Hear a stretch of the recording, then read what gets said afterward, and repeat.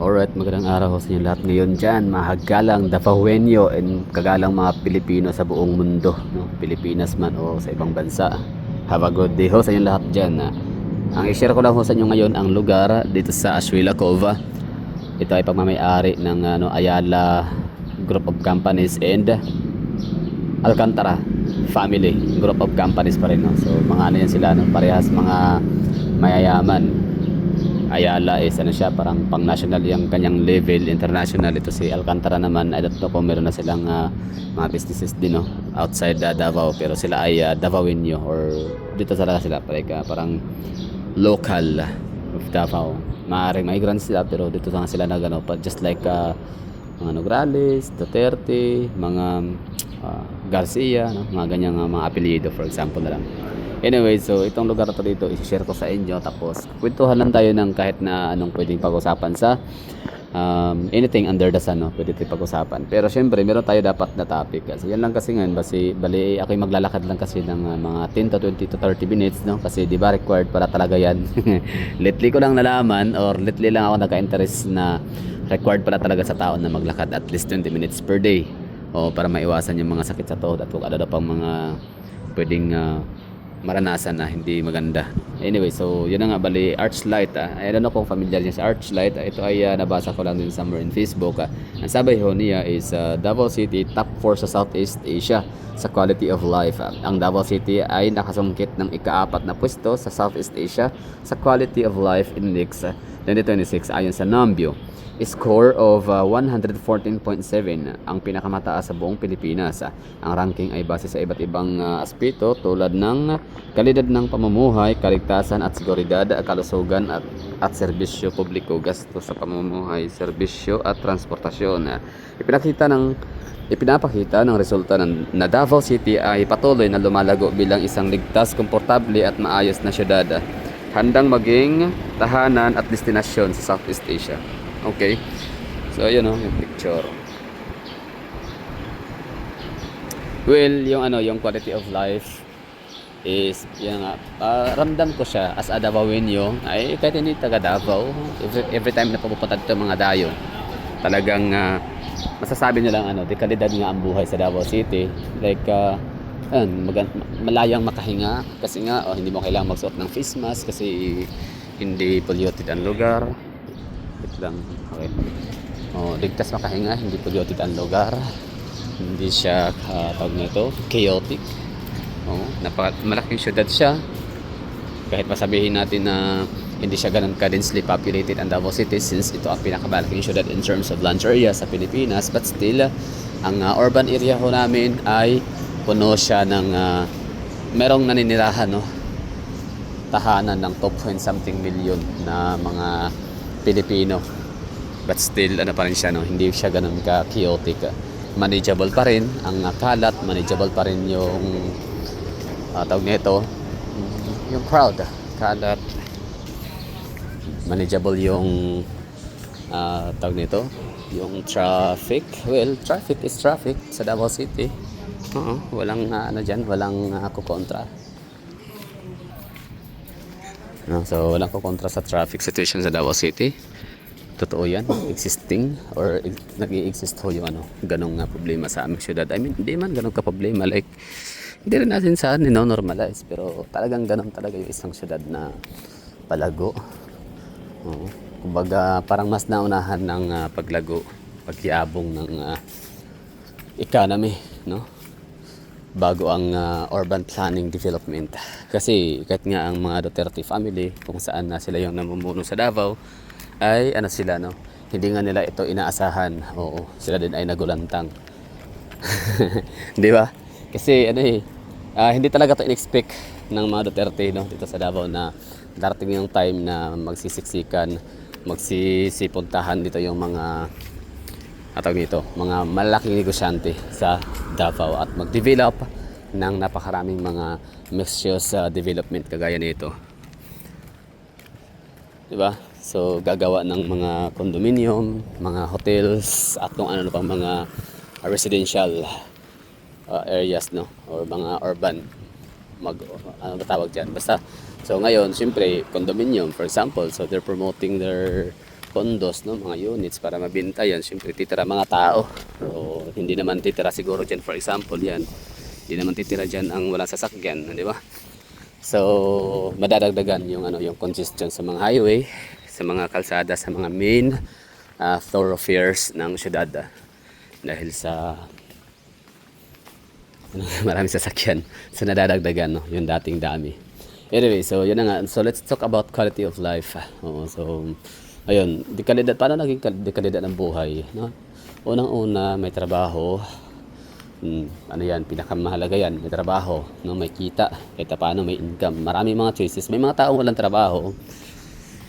Siguro choosy, no? For example, di ka naman nakapagtapos sa pag-aaral tapos gusto mo talagang kunin na pwesto or gusto mong posisyon ay yung managerial position, hindi ka naman nakapagtapos, di ba? May mga ganyan akong kakilala or hindi man kakilala, pero I know so many people na ganyan ang mindset, na hindi sila nakapagtapos sa pag-aaral o sa kailang mga kurso, pero gusto lang kunin, ayaw nila magtrabaho sa hard, ayaw lang magtrabaho kung hindi lang din naman ganoon ang kanilang trabaho, di ba? So ibang yun yung mindset. Iba naman, ayaw din na magtrabaho dahil maliit yung sahod.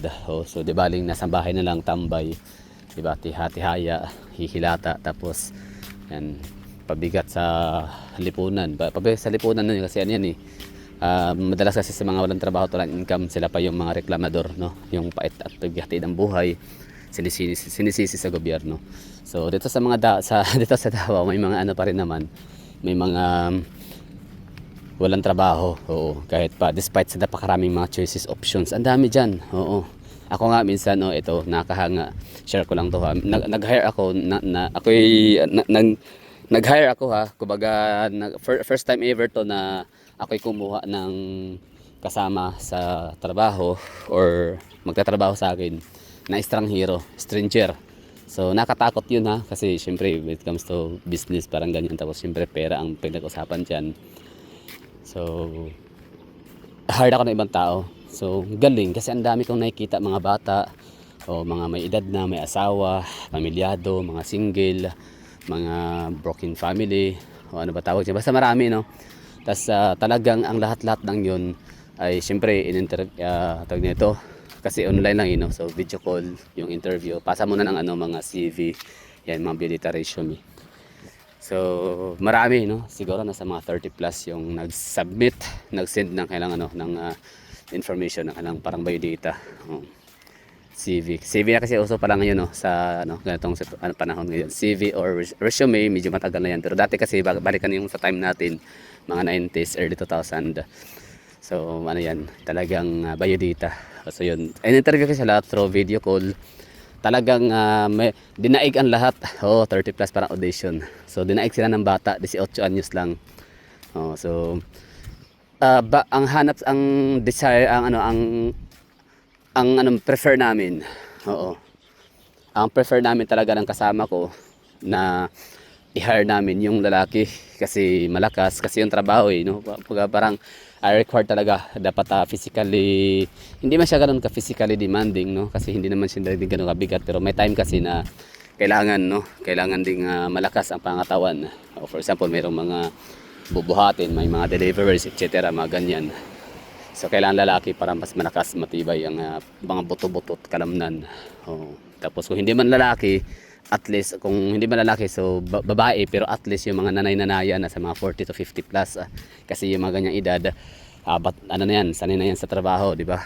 Sanay na yan sa mga mabibigat na mga trabaho, mga bubuhatin. Ako wala, maning-mani yan sa mga nanay, di ba? Mga 40 to 50s. So ngayon, bakit na-hire ko, I end up sa 18 years old babae. 'Di ba? Bata, no? Bata, babae. Kasi nakahanga yung kanyang experience. Nakahanga yung kanyang dedication sa buhay, no? Yung kanyang parang hindi ko alam kung anong pangarap meron siya, pero yung tipong nag-aaral siya ng high school or ngayon, grade school, no? Senior. Grade 7 to grade 10, di ba? Tapos nag-senior high school kasi nga K-12. Sorry hindi ko masyadong kabisado yung mga K-12 system na yan kasi nga out of touch na ako. Gawa nung syempre sa edad ko, hindi ko naabutan yung K-12. Tapos, medyo busy na ako, no? Ang dami nating mga hinahabol. Hindi naman talaga masyadong nakipaghabulan, pero kumbaga ano, grind tayo, no? So kumbaga focus sa ating sarili, sa ating kapirahan, no? Ating buhay-buhay, hanap buhay, and ayan, wala tayo ano, no? Kumbaga na-out of touch tayo kung anong ganap ngayon sa Pilipinas, sa mundo, no? Lalo sa mga mas younger generation. Okay, balikan natin yung na-hire ko na 18 years old. So dami niyang experience. Oo, ano ba yung mga experience na yun? Yun ang nakapagtrabaho na mga trabaho, no? Hindi man ganun ka pang matagalan kasi nga bata nga lang siya. Oo, so nag-aaral tapos nagtatrabaho kasi wala siya palang wala siyang, may mga magulang siya. Yung tatay niya, patay na tatay niya, tapos meron siyang nanay na kapag pangasawa ng iba, parang ganun yung kanyang story. Kasi ang dami, like maniwala kasi hindi halos hindi ka makapaniwala at the age of 18 years old. Ang dami niyang nasubukang trabaho, ang dami niyang nasubukan, no? Sinubukan niya talaga kasi nga parang para kumita, nag-online selling, ganyan, nagbibenta ng kung ano ng mga pagkain, mga ganun. Oo, sa labas. So, ang galing na kanya, no, experience. O sabi ko sa kasama ko kasi bakit yan? I-prefer natin lalaki ano, yung mga nanay-nanayan. Oh. So, sabi ko, aanahin natin yung lakas ng lalaki at ng mga nanay kung wala naman silang kagaya sa puso. Oo, kung walang alab ng puso. Kagaya nitong batang babae na gustong mabuhay ng patas. Oo, di ba? Di ba, mostly sa ganyang edad, may tsura pati maganda. Iba dyan, mga, di ba, alam niya, naghahanap ng mga sugar daddy, di ba? Oo, nandiyan sa pwedeng pupwesto dyan somewhere sa, dito sa Davao, di ba? Ano ba yung mga lugar na pwede pwestuhan? Ganyang edad, maganda siya, matangkad. Oo, hanga nga yung mga kapitbahay dun eh. Sabi nila, galing naman. Oo. Talaga ba? Parang hindi siya makapaniwalang pumasok yun, magtatrabaho. Ganun. Anyway, so, yan yung tinutukoy ko sa inyo na dito sa Davao City, maraming trabaho dito. Oo. Kung choosy ka lang talaga masyado, edi wala tayong magawa. Tambay, mag-i-end up ka talaga as palamunin ng inyong pamilya. Oo. At magrereklamo ka lagi sa gobyerno, ganyan, walang trabaho niyan. Hindi maraming trabaho dito. Oo. For example, kapatid ko i-share ko lang, ito. Marami siyang trabaho dito sa Davao. Dami niya talagang trabaho, dami niyang mga side hustles, ganyan. May trabaho na may mga side hustles pa, side hustles. Ipalibasa kasi din marami siyang anak, like 4. Oh. So ngayon, parang hindi siya happy, pero siguro dumating sa punto na parang kailangan niyang parang naboboard na siya sa Davao. Oo. So, sinubukan niya muna mag-explore. Di ba yung iba pag na-board, nagdalakwatsa. Yung iba pag na-board ay magliliwaliw, mag-aalak, magiinuman, barkada-barkada. So, kasi sa kanya, iba yung boredom. Oo. Na dulot sa kanya. When boredom strikes, ayun, nag-abroad. Ayun, nag-abroad siya ngayon. Di ba, ganun lang. Di ba? So, yun. Pag wala kang pag ayaw mong sistema ayaw mo yung trabaho, ganyan, ayaw mo yung kitaan, hanap ka pa ng mas mataas. Hindi yung ang option mo is tatambay. So yun na nga, just like my newly hired, no? Sabi niya, sabi ko kasi bata pa siya kasi sabi ko, ba't di ka nag-aral, di ka mag-aral? Siya, hindi, mag-aral ako, pero sa ngayon, for now, in order to live, in order to survive, kailangan ko magtrabaho. O yun, kaya yun, hired siya, tanggap siya. So siyempre, although long term talaga dapat natin na pag nagnegosyo ka, diba, pang long term. Pero pagdating kasi sa mga empleyado, yung mga yan kasi, come and go yung mga yan. Kaya tayo, di ba? Aminin natin, naging empleyado tayo, like 6 months, lipat ulit sa ibang, di ba? Ako, for example, di ako tumatagal ng 6 months, 3 months nga lang. Kasi nga, ang purpose ko ay exploration, adventure, no? Hindi adventure, explore. So, pag ako'y maka 3 months sa isang branch, lipat ulit ako ng ibang branch. Ganun lang. Oo. Good thing is isang kumpanya lang. Walang pinagkaiba. Same nature sa trabaho, same company, and at the same, pero ibang lugar lang. Yun lang. Kasi ako'y naboboard talaga sa isang lugar. Although ngayon medyo steady na ako sa Davao muna. I think 6 months yata ako hindi muna aalis ang syudad kasi kailangan kong tututukan yung aking mga dapat tutukan dito. Kung napansin ho ninyo, hindi ako masyadong nakapag-upload ng mga videos lately. Anyway, so balik tayo sa quality of life. Yun so Davao City, pasok siya sa number 4, the highest in the Philippines sa quality of life. So ano kaya ang rason? Siyempre, pag kayo mga hindi taga Davao, pag kayo ay mga dayo, hindi kayo nakapunta dito, kayo nakatira dito sa Davao City, hindi naman sa hindi kayo maniwala, pero siyempre normal lang ho, yan natural, it's normal na magtatanong kayo or curious na ano kaya meron sa Davao, 'di ba? For example, ikaw ay taga Metro Manila, sabi mo sa sarili mo lagi na napakaganda, napakaswerte mo at ikaw ay isang Manileño kasi nakatira ka sa Tondo, 'di ba? Ikaw ay nakatira sa Intramuros, ikaw ay nakatira sa Pandacan, 'di ba? Sa Santa Mesa, sa Espanya. So, swerte ka, taga ano, 'di ba? Magano no, ikaw taga Ligarda. So, if you think you're lucky, kasi nga maganda ang lugar mo, maraming mga buildings, maraming mga tao, maraming sasakyan. And of course, maraming mga shopping malls, maraming SM, o ano pa man dyan, mga Ayala, Robinsons. Siguro, hindi mo pa kasi na-experience tumira sa mga rural areas or sa mga mga highly urbanized city away from Metro Manila, no? Kagaya ng Davao City, Cebu City, Iloilo City, Bacolod City, Cagayan de Oro City, no? To the point na hindi mo ma-compare yung or hindi mo ma-experience, rather no, hindi mo ma-experience ang contrast, yung kaibahan ng yung syudad at ng syudad ng ibang lugar. Okay, so magtataka ka, ano meron sa Davao? So ito na nga yan, no? This is what I'm talking about: the safety, the cleanliness, the peacefulness, the calmness, the slow pacing motion, or the slow moving motion namin. Slow motion namin dito sa Davao City, no. Very napaka-slow ng namin pacing of life. Hindi kami talaga yung nagmamadali. Yes, we're in a hurry, we're in a rush sometimes, pero not all the time. So ito yun, quality of life. Safety, yes, safety. Tingnan mo yung yung mga helmet ng mga motor.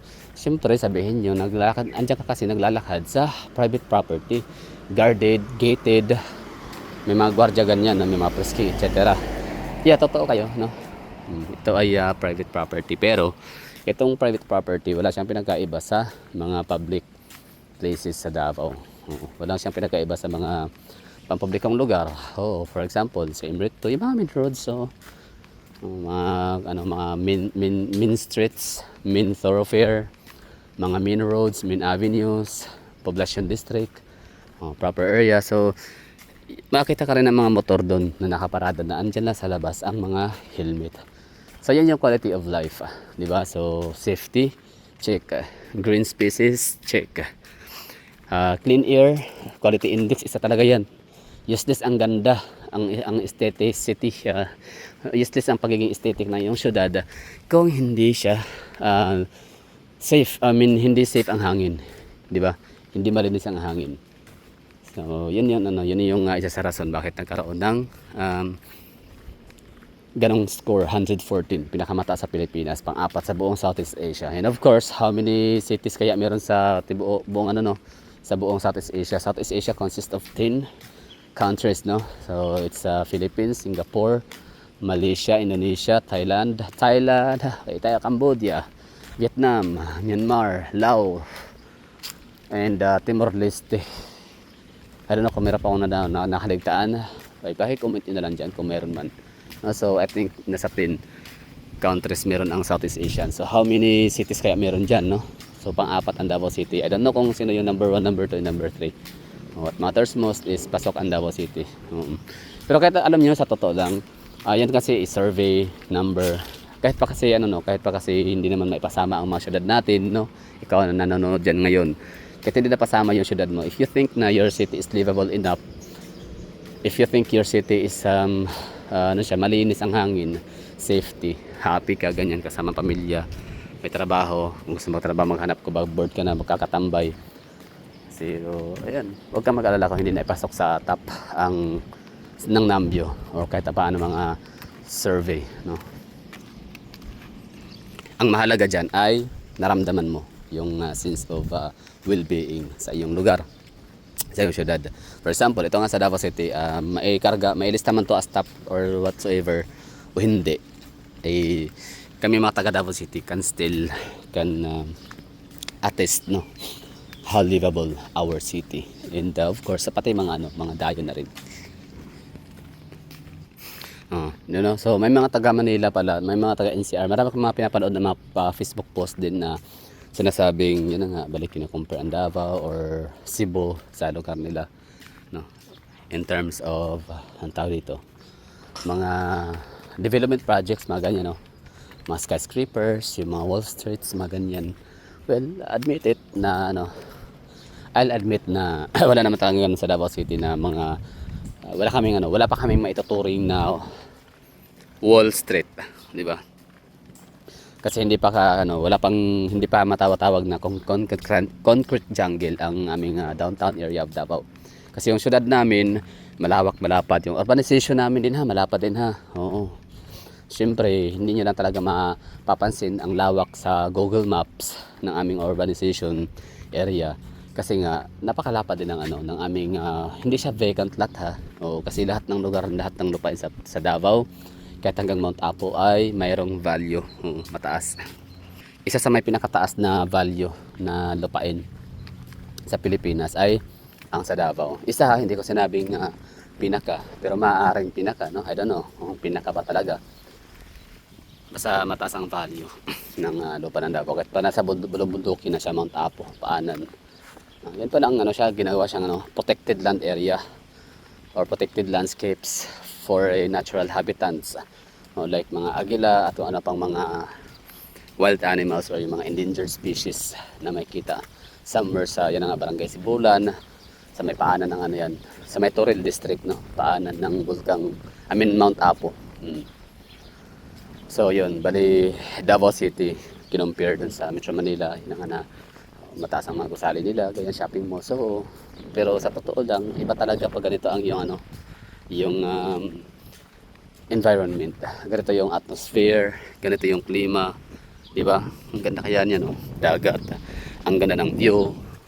And of course, safety, di ba? Hindi pwedeng puro lang view, hindi pwedeng puro lang hangin, safety din. Kasi habang nakanganga ka dyan at tawag nito, nilalanghap ang napakasariwang hangin, biglang mayroong hahablot sa madala, di ba, mga gamit. So useless din pag hindi siya safety. So congratulations sa mga taga Davao kasi nga ito napatunayan na namang muli na very effective ang policies nitong ating mga hinahalal na empleyado ng gobyerno ng mga Duterte family. So ang galing. Dati kasi akala ko it's just Duterte and Tatay Digong. Si Digong lang tsaka si Sara, Inday Sara Duterte ang tanging biniyayaan ng angking tapang, talento at galing sa pamumuno. So not until na kumbaga binoto ko pa rin naman si Basti Duterte, pero may duda, hindi man parang duda ako sa kakayahan niya at first kasi nga who would have thought, hindi natin siya nakita as barangay captain, hindi natin siya nakita as konsihal, di ba? Hindi natin siya nakita as chairman, lagi na siyang nagsa-surfing, ganyan. Yan yung kanyang disiplina sa sarili niya, surfing. Anyway, nung nakaupo na siya, so naging maganda ang Davao. Yes, totoo yan, lalo niya pinaganda ang Davao City sa kanyang panunungkulan kasi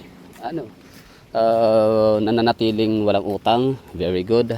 Number 2, nag times 3 ang yaman ng Davao, tapos tumaas ang investments yung investments, tapos hinira ang Davao City as number 1 or pinaka, the most. Hinira ang Davao City as most friendly or the most business friendly. Ibig sabihin nun, hindi kinukutungan, hindi dinudugasan, hindi pinipirahan ang mga negosyanteng mag-i-invest sa Davao City, diba? So ibig sabihin nun, ang mga negosyante talaga natutuwa. Kaya yun, during survey, tinanong ang mga Ayala, tinanong ang mga Gokongwe, tinanong ang mga sino pa yung mga dyan, Sibulan Master, yung may-ari, Mega World, o mga dyan, mga company na pumunta sa Davao City. So yun, nagbigay sila ng kanang ratings. Okay, therefore I can conclude, I can say, I will finalize this decision or this ratings. I will give it Davao City as number 1 business friendly city. Okay, parang ganun lang yun, di ba? So for so many reasons, bakit nila hinira ang Davao City as most friendly city, kasi nga hindi sila dinudugasan ni Basti Duterte. So yun, so congratulations sa mga taga Davao and congratulations sa mga Duterte, of course, is kasi milestone nila to yung mailathala, number 1 pa, ano may number 4 pa talaga sa buong Southeast Asia.